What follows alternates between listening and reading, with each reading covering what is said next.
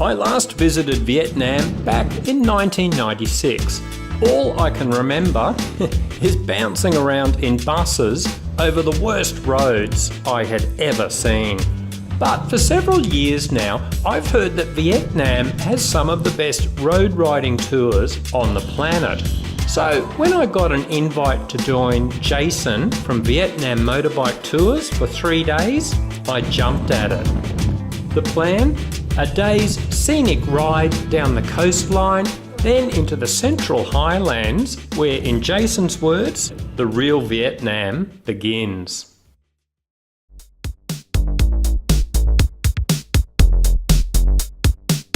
Our starting point? Nha Trang. On my last trip, this was a quiet port town, but it's now a tourist mecca resembling Miami or Surfers Paradise. Amazing food, great beaches, and the place lights up like a Christmas tree at night. It is interesting, and learning how to ride in Asian traffic is actually a pile of fun after the tour guys gave us some instructions on how the chaos works.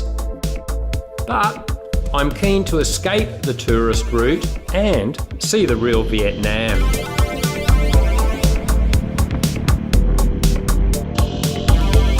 We start with a run along the coastline. Incredible ocean views on this main highway that links Saigon in the south with Hanoi in the north. And the highway has changed so much in the last 20 years. This used to be a narrow, potholed road where you were constantly zigzagging around the rice harvests spread out to dry in the sun.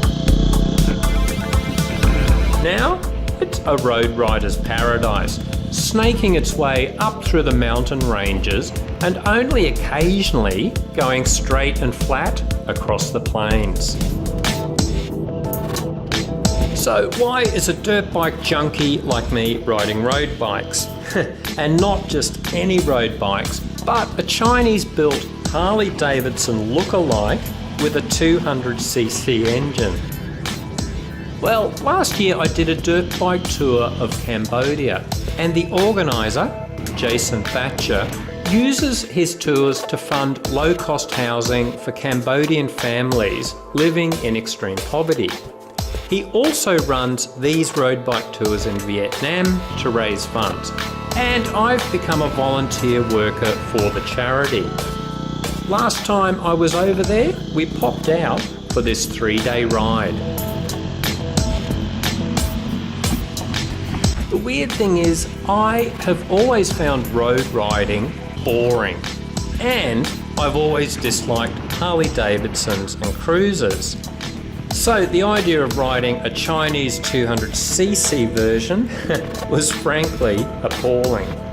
And yet this turned out to be an epic 3-day ride. The coastal views are stunning, and the next 2 days will be in the central highlands, twisting up and down through the mountains while dodging water buffalo, chickens, and all sorts of obstacles.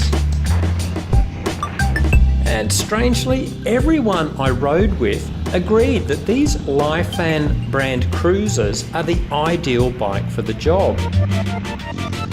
Incredibly comfortable, reliable, and just enough power to have fun, but also stay out of trouble on these tight, unpredictable roads in the mountains.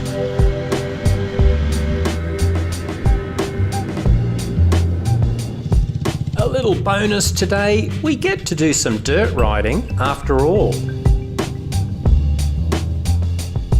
On his days off, Jason regularly goes exploring to see if he can find interesting detours and places to visit. We explore this little side road to see if it might be worth including in his regular tours.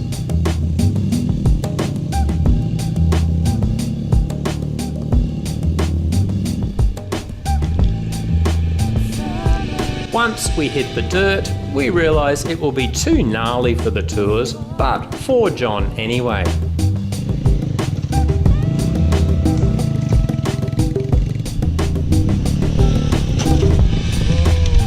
This would be so much fun on a dirt bike, but the low ground clearance and road tyres make this a hairy experience, at least for me.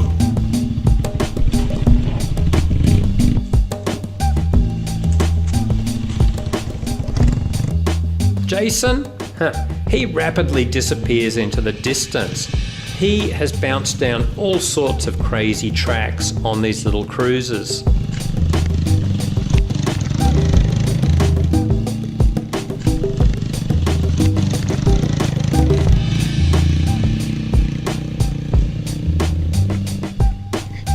Eventually, the track just ends at a farmer's field, so we retrace our steps and head for a small local town to bed down for the night.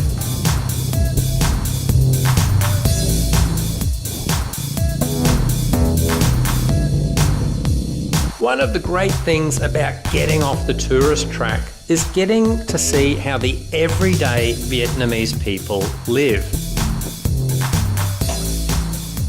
We will eat and stay at some fancy places over the next 2 days, but tonight it's basic and I'm loving it. Eating with the locals in an open-air market and of course sampling the local beer in one of their finest establishments. Really upmarket and hit the best pub in town. How's the beer, mate? Enduro, Gold wrapped and all. Cheers, mate. Hang around, guys. We head into the beautiful Central Highlands over the next 2 days. See you later, or as the Vietnamese say, hang up lai.